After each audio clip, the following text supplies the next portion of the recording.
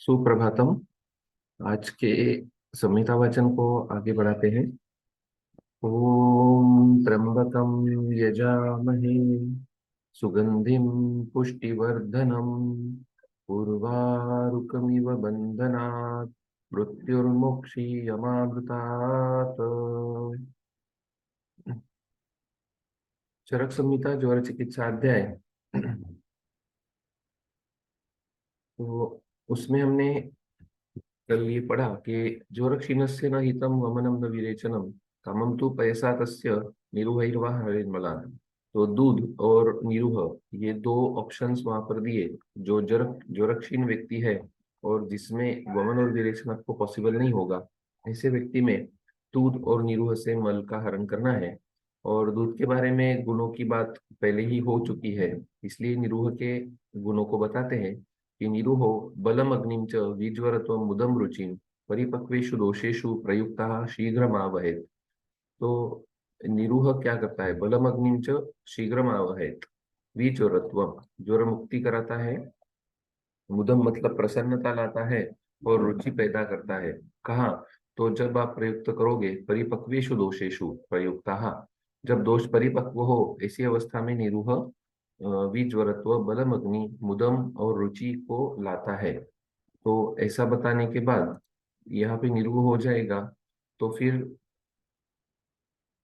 श्रमसन एक ऑप्शन और बताते हैं कि पित्तम वा कफ पित्तम वा पित्ताशय गतम हरे। पित्त या कफ पित्त जो पित्ताशयगत होंगे उनका हरण श्वसन से होगा।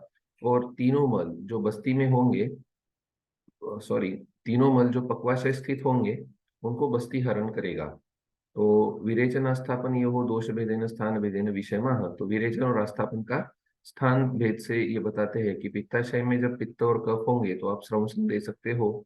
और वही दोष अगर पक्वाशय स्थित होते हैं, तीनों दोष, वात पित्त कफ कोई भी दोष जब पक्वाशय स्थित है, तो वहां पर आप बस्ती की योजना करें। ये तरीके से बताते हैं। ज्वरे पुराणे संक्षीणे कफपित्ते दृढ़ाग्नये वृक्षबद्ध परिशाय पुरीशाय प्रदद्यात् अनुवासनम। ज्वर जब पुराण हो जाता है, संक्षीण व्यक्ति है ज्वर से, कफपित्त की प्रधानता है लेकिन अग्नि दृढ़ है, और पुरीश उसका रुक्ष और बद्ध है, तब आप अनुवासन दीजिए। यहाँ पर निरोग के बाद अनुवासन की भी बात, उसके भी क्राइटेरियाज बता दिए। तो पुराण ज्वर ये सब में आगे आने वाली है। अपपित्त दृढ़ाग्नि और रुक्षबद्ध पुरीश होगा, तब अनुवासन की बात सोची जा सकती है। ऊर्ध्व विरेचन कब कराना है? तो जब गौरव होगा शिरसः शूले, गौरवे शिरसाः, शिरो गौरव या शिरशूल जब होगा और इंद्रियों में विबद्धता होगी, तब जीर्ण ज्वर में जब ऐसी अवस्था पैदा हो जाएगी, तब रुचि उत्पन्न करने के लिए मूर्ध विरेचन कराए। तो गौरव इत्यादि ना शिरो विरेचनम आह शिरसा इति पूर्वोत्तरेण योज्यम इंद्रियाणाम विबंधा स्व विषय प्रवृत्तौ जाड्यम। के आप खुल रही है लेकिन देखने में असमर्थता है, एक जगह फोकस नहीं कर पाएंगे, शून्य जैसा हो जाएगा। ये तरीके से विबद्ध इंद्रियेषु, मतलब इंद्रिय दौर्बल्य ही एक तरीके का, कि इच्छा नहीं होती है विषय सेवन करने की इंद्रियों में। गौरव शीर्षा शूल और जीर्ण ज्वर में रुचिकर मूर्ध विरेचन होगा। तो शिरो विरेचन ज्वर में आया है, ये हम समझेंगे। उसके बाद अभ्यंगाश्च प्रदेहाश्च परिषेक अवगाहने विभज्य शीतोष्ण कृतम कुरिया जीर्णे ज्वरे विशत।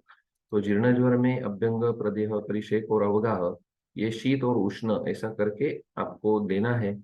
तही आशु प्रशमम याति बहिर्मार्गगतो ज्वरः लभन्ते सुखमंगानि बलम वर्णश्च वर्धते। तो इस तरीके से आपको देना है कि जो जीर्ण ज्वर में बहिर्मार्गगत ज्वर का शमन अगर करना है तो ये उससे हो जाएगा। तो प्रदेह के बारे में बात हुई थी कि जो थिक होगा उसको प्रदेह कहा जाता है।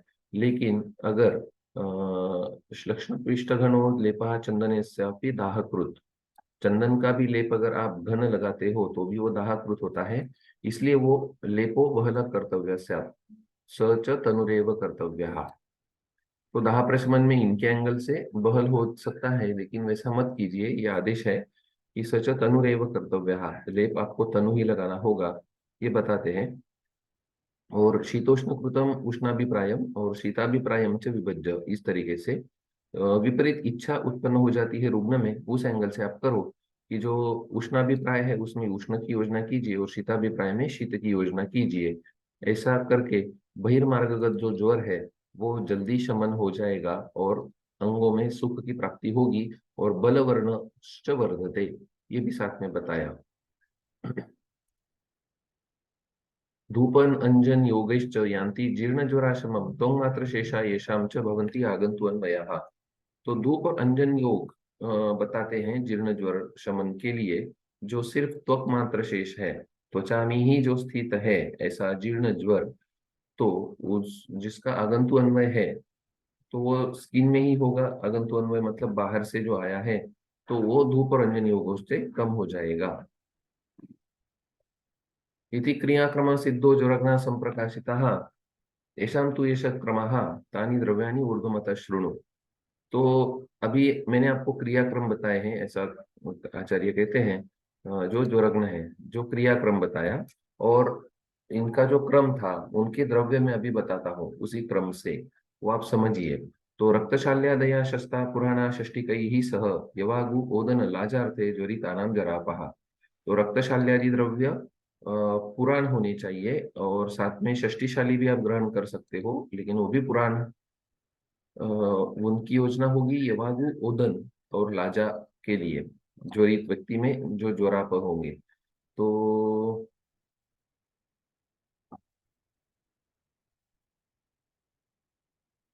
तो शूकधान्यम शमिधान्यम समातीतम प्रशस्यते, ये सूत्रस्थान अध्याय 27 में ऑलरेडी बताया है। लेकिन तथापि प्रमादात पुराण ग्रहण निषेधार्थम पुराणाः इति पदम, तो नया आप ले लोगे गलती से, इसलिए याद दिला दिया है फिर से। तो ये पुराण ही होने चाहिए। और फिर यहाँ पे 10 यवागु बताई थी, वो एक बार हम लोग पढ़ लेते हैं। इलाजतया सुखजरा पिप्पली नागरे श्रुतम पिबेत ज्वरहरी ज्वरहराम क्षुद्वान अल्पाग्निरादिताः। तो ज्वरहरा पेया है लाज पेया की, जो सुख जरा होगी और वो बनाई जाएगी पिप्पली और नागर के साथ। और उसकी कंडीशन है क्षुद्बाग, क्षुधा है और अल्पाग्नि है, ऐसी कंडीशन में आप इसको यूज कर सकते हो।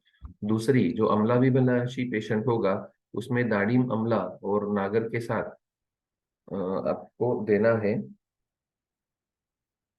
तीसरी, अगर सृष्टविट पैक्तिको वात हो, सृष्टविटकता है और या पैक्तिक ज्वर है, तो शीता मधुयुता पिबेत पेया रक्तशाली नाम, सॉरी ये इतना ही है। तो पूर्वोक्त पेया को ही दाढ़ी मामला सनागराम, ये अम्लाभिलाषी व्यक्ति के लिए नागर के साथ देनी है, और वही को शीत करके मध डालकर सृष्ट विटकता और पैक्तिक में देना है।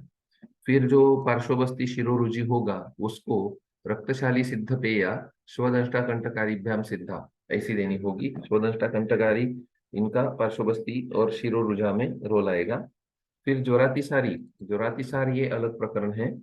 ज्वर में जब अतिसार उत्पन्न हो जाता है, तो ज्वरातिसार के बारे में हम लोग समझेंगे, आगे आएगा। तो पेयाम व पिबेत सामलाम श्रुताम न रहा, तो वहां पर पेया देनी है जो अम्ल होगी, अम्ल श्रुत की जाएगी। और पृष्णिपर्णी बला बिल्व नागर उत्पल धान्य कही। फिर विदारी गंधादि गण से जो सिद्ध होगी वो स्वेदनीय होगी। और काशी श्वासी च हिक्की च यवागम जोरिता पिबेत, जिसको काश श्वास और हिक्का है वो विदारी गंधादि सिद्ध यवागु का पान करे। फिर विबद्ध वर्चस अगर कंडीशन है, तो यव के साथ पिप्पली आमल की श्रुत करके सर्पिष्मति पिबेत पेयम जोरा दोषानुलोमनी। तो सर्पिष्मति वहां पर आएगा घी डालकर बहुत ज्यादा। विबद्ध वर्चस कंडीशन में पिप्पली आमल की के साथ आपको उसको देना होगा। फिर कोष्ठे विबद्धे सरुचि पिबेत पेया श्रुताम ज्वरी, कोष्ठ में अगर विबद्ध है और रुजा हो रही है, तो मृद्विका पिप्पली मूल चव्य आमलक नागरई ही, इनको डालकर आप पेया दीजिए। फिर परिकर्तिका अगर है, गुद में कर्तनवत पीड़ा अगर है, तो सबिल्वा पेया देनी है, बिल्व के साथ वाली। बला वृक्षाम्ल कोशाम्ल कलशी धावनी श्रुताम, कलशी और धावनी ये दो आते हैं यहाँ पर। जो कलशी यदि सिंह पुच्छ और धावनी थी कंटकारी, हमने कल पढ़ा है। फिर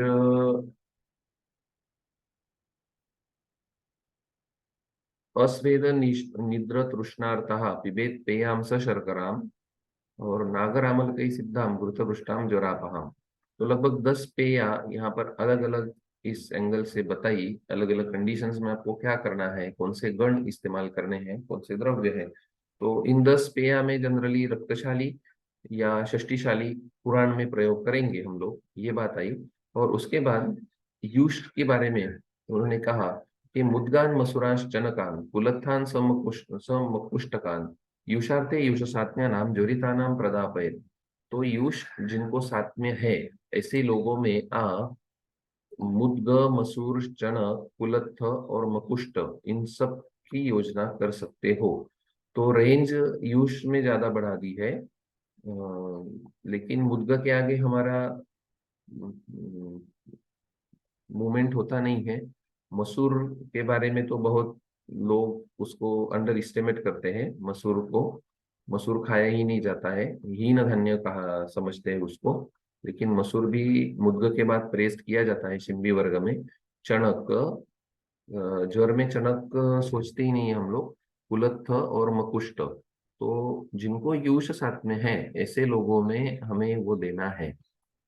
तो मुद्गान इत्यादि ज्वर हित यूष द्रव्य संग्रह यूष करणम से यवागु साधनवत। यूष और यवागु में सिर्फ भेद है द्रव्यों का, शिंबी धान्य वर्ग और शुक धान्य वर्ग, वो समझ के हम लोग आगे चलते हैं। और फिर शाक बताते हैं। पटोल पत्रम, पटोल का पत्र बोला है लेकिन सफलम, और पत्र भी फल के साथ। पुलकम पापचेलिकम, पटोल अपने यहाँ मिलती है। पडवल, परवल जो कहते हैं। पटोल पत्रम सफलम पुलकम पापचेलिकम, पापचेलिकम मतलब पाठा शाक। फिर कर्कोटक, कठिल्लम च विद्यात शाकम ज्वरे हितम। तो ज्वर के व्यक्ति को आपको कौन सा शाक देना है वो बताते हैं। परवर की पत्ती और फल।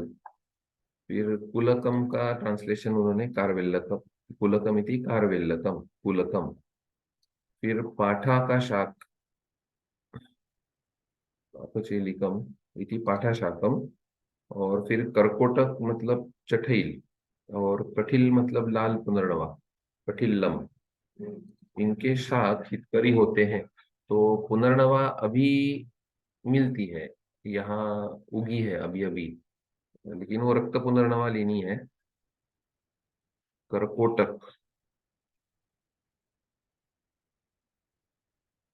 इसको ढूंढना पड़ेगा।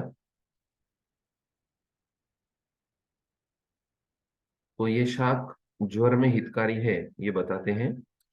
उसके बाद लावान कपिंजलान एनान चकोरान उपचक्रकान कुरंगान कालपुच्छांश्च हरितान पृषतान शशान प्रदद्यात् मांससात्म्याय ज्वरिताय ज्वरापहान ईषद अम्लान अनम्लान वा रसान् काले विचक्षणः कुक्कुटांश्च मयूराश्च तित्तिर क्रौञ्च वर्तकान् गुरुत्वात् न शंसन्ति ज्वरे केचित् चिकित्सकाः लंघनेन अनिलबलं ज्वरे यद् यद् यदि अधिकं भवेत् विषक मात्रा विकल्पज्ञो ददात् तानपि कालवित्। तो मांस साथ में जिनको है उनके लिए मांस रस बताते हैं। तो उनमें लावा, कपिंजल, एन, चकोर, उपचक्र, कुरंग, कालपुच्छ, हरित और पृषत और शश, ये मांस रस देने को बोलते हैं। और ये मांस रस ईशत अम्लान अनम्लान वा, थोड़े अम्ल हो सकते हैं या नहीं हो सकते हैं, वो डिपेंड्स ऑन पेशेंट्स इच्छा। रसान काले विचक्षण, वो काल में विचक्षण व्यक्ति ने देना है। और कुछ लोग कुक्कुटांश्च मयूरांश्च तित्तिर क्रौंच वर्तकान, कुक्कुट मयूर तित्तिर, तो तित्तिर यहाँ आया है, क्रौंच और वर्तक इनको गुरुत्व मानती है। तो गुरुत्वात न शमसंती ज्वरे केचित चिकित्सका, कुछ लोग ज्वर में इनको गुरुत्व के कारण नहीं देना चाहते हैं। तो ठीक है। और लंघन, जब लंघन ज्यादा हो जाएगा और अनिल बल ज्यादा आपको लग रहा है, तब विषक मात्रा विकल्पज्ञो, विषक ने मात्रा के ख्याल रखते हुए इनकी भी योजना वहां करने को अलाउ किया है। तो कपिंजल इति गौर तितिरहा, तो तित्तिर के ही दूसरा भेद जो कपिंजल है, अभी अपने यहाँ दिखता है वो गौर तित्तिर ही है, वो कपिंजल में आएगा रोड के साइड। एण इति कृष्ण साराहा, एण ये उसका टाइप है हरिण वर्ग में।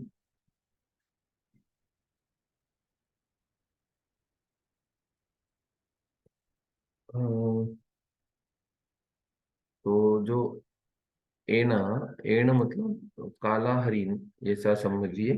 उपचक्रक मतलब चकोर पक्षी, तो ये दिखने को मिलता ही नहीं है।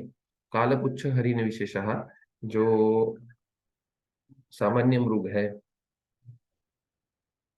कालपुच्छ। फिर उपचक्रक, उपचक्रक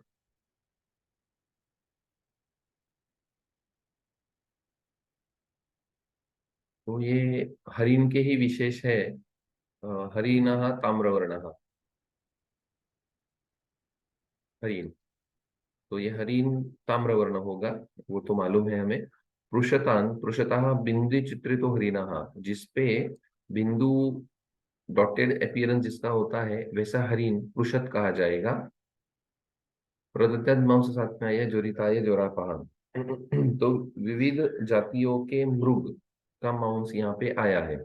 और मृग से कुक्कुट, मयूर, ये मांस गुरु समझे गए। और तित्तिर, क्रौंच, क्रौंच पक्षी होता है, तो इनका मांस गुरु समझा गया है, ये भी समझना होगा। हरिण का मांस विशेषतः लघु होता ही है, क्योंकि वो बहुत दौड़ता है, बहुत चलता है, इसलिए। तो रसकरणे सूदशास्त्रम फलानि द्वादश प्रस्थे घने अथ तनुके तुच्छट मांसस्य वंटनं कुर्यात् फलम इच्छतरे रसे इति। यत्र तु रसस्य द्रव्यांतरायण साधनं तत्र यवागुवत् साधनं व्याख्येयं मात्रा विकल्पज्ञम् इति। अनेन तावत्या मात्रा तेन च संस्कारकृतेन विकल्पेन अनुष्णलघुना लाभादयो देया, येन गौरवात् अग्निवधम उष्णत्वाद् वा ज्वरावृत्तिं न जनयति इति दर्शयति। ओके, तो रसकरणे सूद शास्त्र में द्वादश पल, फलानी द्वादश प्रस्थे घने, एक प्रस्थ घन मांस में 12 पल जल लेना है। और तनु के तु षट, घन मांस होगा तो 12 पल, और नहीं तो तनु मांस होगा तो 6 पल, उससे आधा। और मांसस्य वंटनम कुरिया, तो मांस को पूरा पीसा जाता था। और अच्छतरे रसे, इस तरीके से वो अच्छतर ड्रिंकेबल मांस रस होता है। इसका विधि कहीं पर टीका में ही आया है, रेफरेंस याद नहीं आ रहा है, ढूंढते हैं उसको भी। यत्र तु रसस्य द्रव्यांतरेण साधनम, यत्र तु रसस्य द्रव्यांतरेण साधनम तत्र यवागुवत साधनम व्याख्येय, जब द्रव्य का चेंज होगा तो यवागु की तरह आप उसकी साधना कर सकते हो।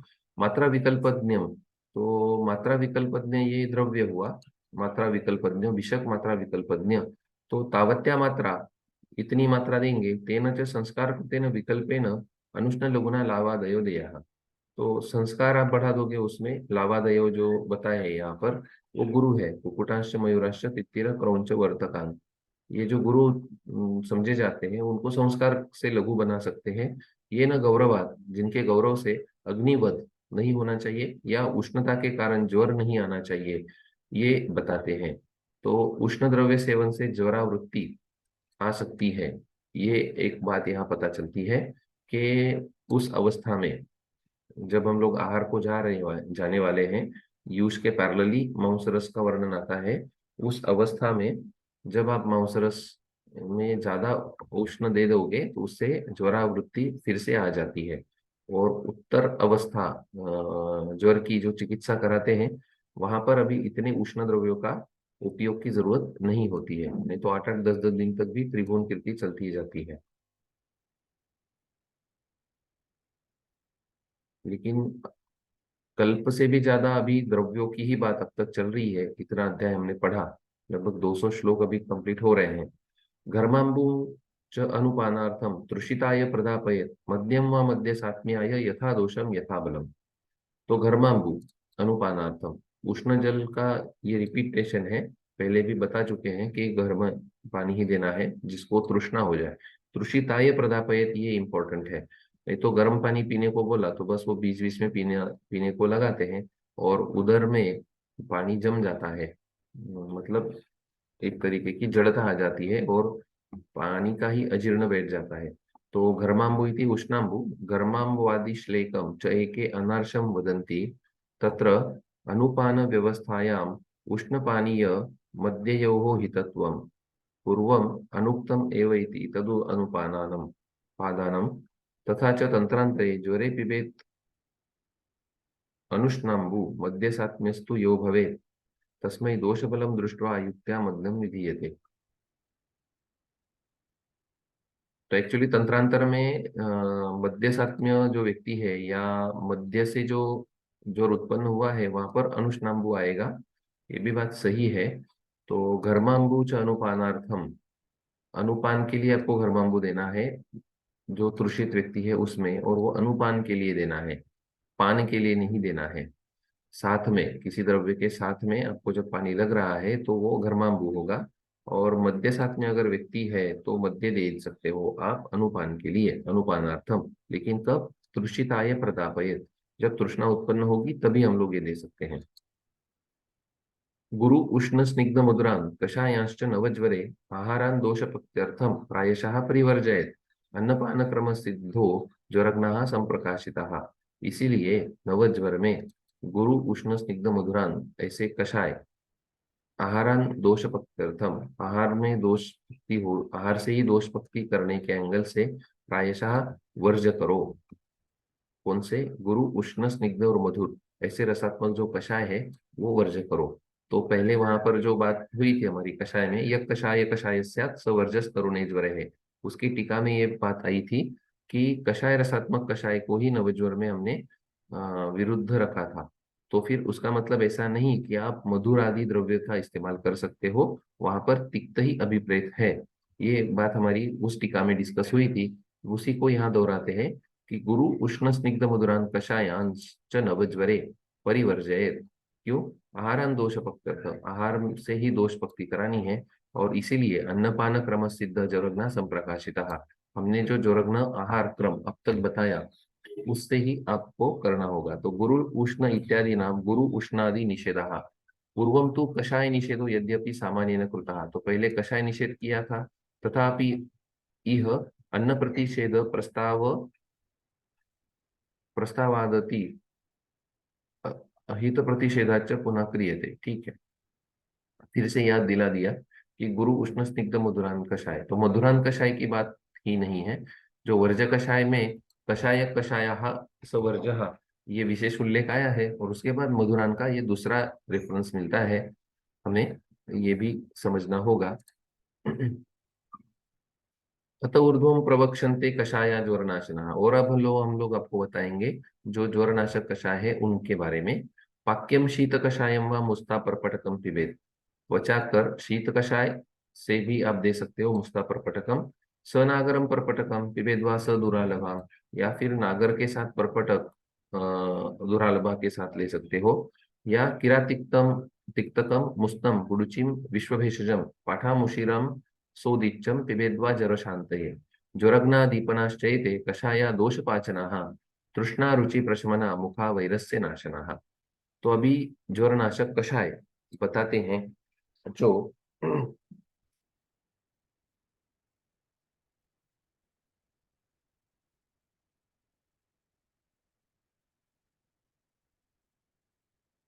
एक्चुअली इस पांच के बाद और एक पांच विषम ज्वरनाशक पांच कषाय इसके बाद आने वाले हैं, तो उसमें और इसमें थोड़ा कंफ्यूजन हो सकता है, लेकिन ये अलग है। तो मुस्ता प्रपटक के साथ एक पहला कषाय बता दिया, और फिर इसका पाक्यम शीत कषायम वा, मतलब शीत कषाय भी दे सकते हैं, ये सेकंड ऑप्शन है। सेकंड कषाय में नागर के साथ प्रपटक दुरालभा, ये हो गया। फिर किरातिकता मुस्ता गुड़ची विश्व भेषज, ये तीसरा। पाठा उशीर उदीच्य, चौथा।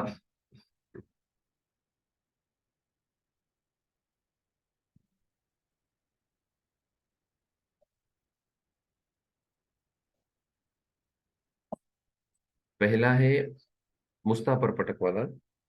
दूसरा है सनागरम परपटकम। और सनागर परपटक या सनागर दुरालभा, ये तीन हो गए यहाँ पर। फिर किरातिक्त मुस्ता गुडुची विश्व भेषज, ये चार। और पाठा उशीर और उदिच्च, ये जोरग्न हो गया। तो ठीक है, पांच योग बताए हैं। तो जोरग्न दीपन चाहिए, ये जोरग्न है और साथ में दीपन करवाएंगे और दोष पाचन भी करवाएंगे। तृष्णा रुचि प्रशमना मुख वैरस्य नाशना, तृष्णा का शमन करेंगे और मुख के वैरस्य को हनन करेंगे। वाक्यमिति श्रुतम, शीत द्रव्यम संशुन्यम उष्णोदके प्रक्षिप्य निशा स्थितम। तो शीत कषाय क्या होता है कि द्रव्यों को संशुन्य करके कूट कर उष्णोदक में डालकर रात भर रहने दिया जाए, तो उसको शीत कषाय कहा जा सकता है। शीत कषाय परिभाषा, द्रव्याद आपोत्थितात् तोये प्रतप्ते निशि संस्थितात् यः कषायो अभिनिधियाति स शीतः समुदाहृतः। शीत ये कल्पना है हमारी पंचविध कषाय कल्पना की, बराबर। तो अत्रापि यद्यपि द्रव्यस्य पानीयस्य न मानम उक्तम, यहाँ पर द्रव्य में पानी कितना डालना है वो बताया नहीं है। तथापि क्वाथ द्रव्य समम द्रव्यम ग्राह्यम, तो क्वाथ के द्रव्य के समान ही आप उसका ग्रहण कीजिए। पानीयम तु यावन मानः पेया क्वाथो भवति तावन मनम ग्राह्यम। तो जितना पेय पद आपको बनाना है उस एंगल से आप कैलकुलेट कर सकते हो। नहीं अत्र पानीय ह्रासो अस्ति किंवा परिभाषा एव जलम देयम षड्भै फलै चतुर्भि वा सलिलात् शीतकान्तयोः अप्लुतं भेषजफलं रसात्। छह फल सलिल अच्छित फांटयोः अप्लुतं भेषजफलं रसाख्याया फलद्वयम्। ये भी एक ओपिनियन दिया कि छह फल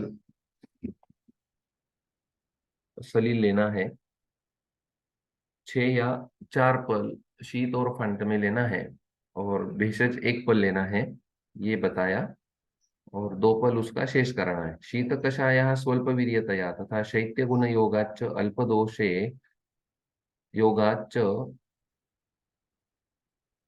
प्रबल दोषे दाहाभिभूतेश्च देयाः। ओके, तो शीत कषाय आप कहाँ दोगे? जो स्वल्प वीर्यतया तथा शैत्य गुण योगाच्च, योगात प्रबल दोष ऐसा दिख रहा है, या दाहभूत जब होगा तब आप शीत कषाय दोगे। ज्यादा ज्वर प्रवृत्ति है ऐसे कंडीशन में परपटकम स दुरालभा वा इति तृतीय योगो मंदाग्नि पित्त कफे। तो तृतीय योग जो बताते हैं परपटक स दुरालभा, ओके, सनागर परपटक ये दूसरा योग, और नागर परपटक और दुरालभा ये तीसरा योग आपको दिया देना है मंदाग्नि और पित्त कफ में। किरातिक्तादि चतुर्था जो है किरातिक्तादि योग वो वात कफ में देना है। पाठादिश्च पित्ते, और ये पाठाम उशिरम शोधिच्च ये पित्त में देना है। किरातिक्तादि चतुर्थो वात कफ में, और मंदाग्नि पित्त कफ में। परपटक दुरालभा ये ऐसा ही यूज होता है जनरली। किरातिक्तादि नाम च भेलके सति पाठा सप्तकम जतु कर्ण प्रत्ययात् कफ पित्ते भवति।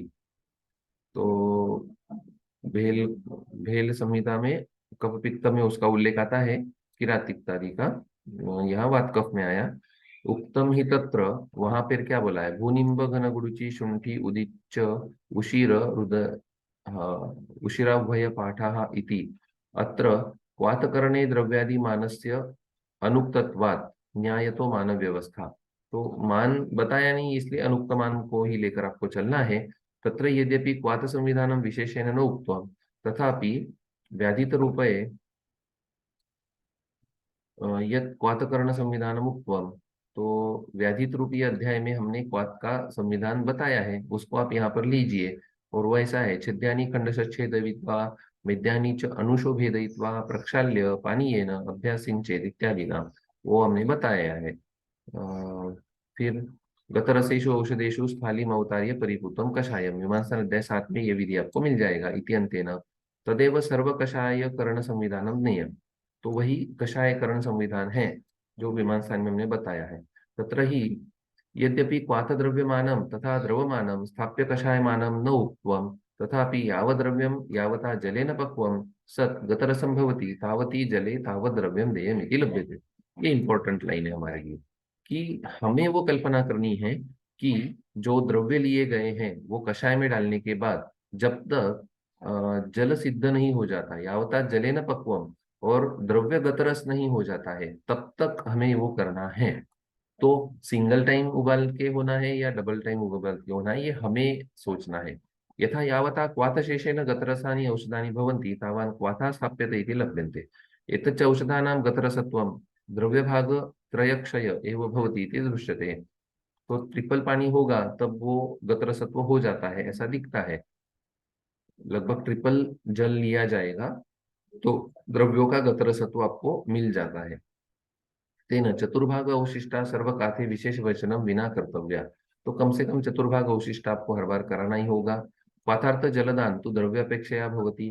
क्वाथ में जो जल डालना है वो आपके द्रव्यों की अपेक्षा होगी, क्योंकि ज्यादा तिक्त क्वाथ ले नहीं पाता है पेशेंट, वो भी एक बात आ जाती है। तत्र मृदुनि द्रव्ये चतुर्गुणेन जलेन कठिने अष्टगुणेन कठिनतरे षोडशगुणेन पाके सति चतुर्भाग अवशेषे गतरसत्वं भवति। मृदु द्रव्य में चतुर्गुण जल, कठिन में अष्टगुण और कठिनतर जो उससे भी है उसमें षोडश गुण जल आपको लेना होता है।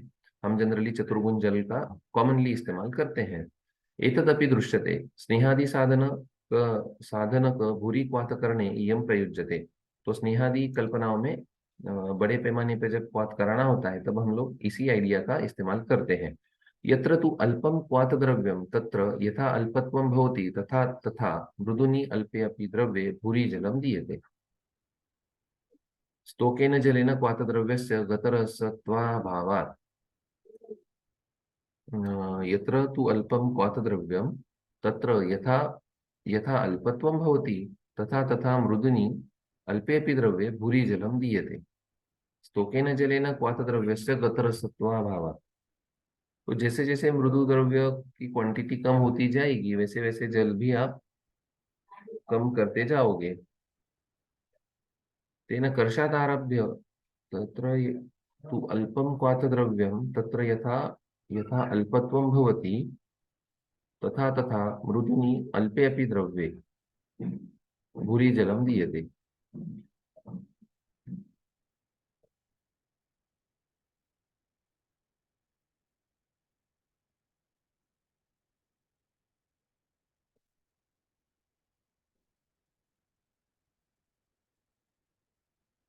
है तेन कर्षादारभ्य पल पर्यंत क्वाथे, एक कर्ष से लेकर एक पल तक मृदुनि अपि षोडश गुणम जलम भूरि जलम दिए थे। तो मृदु द्रव्य में भी मतलब क्वाथ की क्वांटिटी ही कम है तो पानी आप ज्यादा दे दोगे, ये बात है।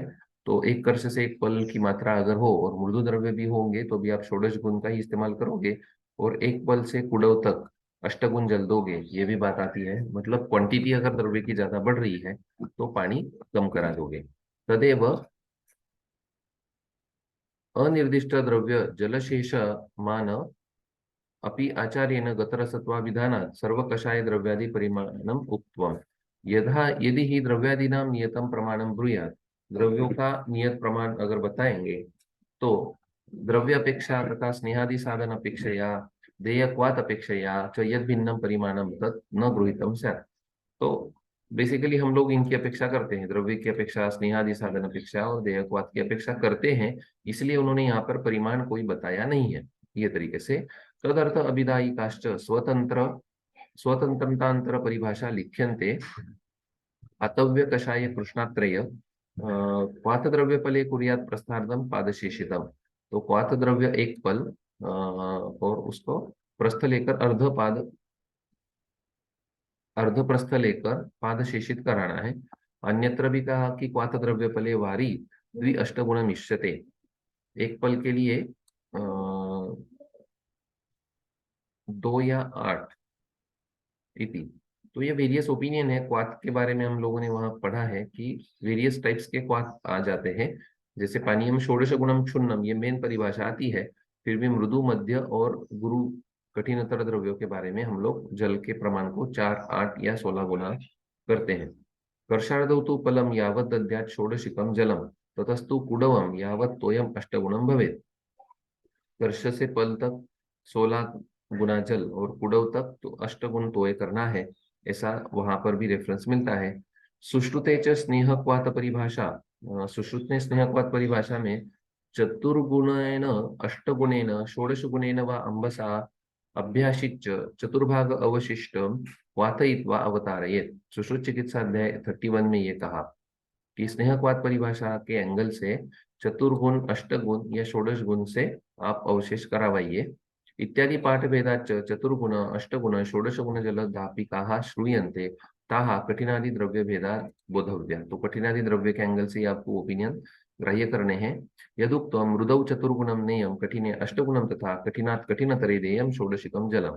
ये हमने अभी सोचा कि मृदु जल के लिए चतुर्गुण, मृदु द्रव्य के लिए कठिन में अष्टगुण और कठिनात कठिनतरे में षोडशिक इति। एवं तंत्रांतर परिभाषायां च व्यवस्था वक्तव्या। अग्निवेशे हि श्रूयते द्रव्यम आपोत्थितं क्वाथं दत्वा षोडशिकं जलम पादशेषम च कर्तव्यम एष क्वाथ विधि स्मृतः। चतुर्गुणेन अम्बसा वा द्वितीया समुदावृतः, ये दोनों टाइप्स हो गए क्वाथ के। अत्र मध्यविधा विधया अष्टगुणत्वमपि पानीयस्य लभ्यते, तेन अप्युक्तं द्रव्याणां मध्यमपाकार्थं यत्र मात्रा न दर्शिता पादांशात् औषधात् तत्र जलम दद्यात् चतुर्गुणम। जहाँ पे बताया नहीं वहां पे 4 गुणा जल लेकर चतुर्गुण को पादांश शेष कराइए। चतुर्भाग अवशिष्टम च कषायम कारयेत् भिषक्। एवं अन्यापि तंत्रांतर परिभाषाया अविरोधनेन नय्याः नीयः अत्रैके वदन्ति यदेतत् व्याधितरूपीये कषायकरणमुद्दिष्टं तन्निरुहाधिकारे तद्विशिष्टार्थविषयम् एव तथाविध कषायकरणं न अन्यत्र। यथा बलातैले बलाशतं गुडुचाश्च पादं रास्ता अष्टभागिकं जल आढकशते पक्वा। तो बलातेल में बलाशतम है, गुडुचा पादम है और रास्ता अष्टभाग है, और वो आढ़क 100 आढ़क जल में पकाते हैं। तो मानम न क्वाथांतरे आते, तो ये जो मान है वो क्वाथ में अंतर में नहीं आता है, किंतु उस तेल के लिए या उस कल्प के लिए वो नियम बनता है। मैवम विषय विशेष उद्देश्य विहितो अपि विधिर्विषयोऽन्तरे वृद्धवैद्य व्यवहार अनुमत्या तथा तंत्रांतर परिभाषा संवादेन च विषम तंत्रम वा दृष्ट्वा समानत्वेन एव व्यवस्थाप्यते। यथा इक्ष्वाकुकल्पे उक्तम। इक्ष्वाकुकल्प में क्या बताया? पहले ये बताते हैं कि वृद्ध वैद्य को जो व्यवहार चल रहा है उसको अनुमति ही है और वही हमें करना है, लेकिन डिस्कस करते हैं अलग अलग रेफरेंसेस। तो यहाँ आज रुकना पड़ेगा क्योंकि ये कंप्लीट नहीं होगा। तो लगभग हम लोग आधा पढ़ चुके हैं।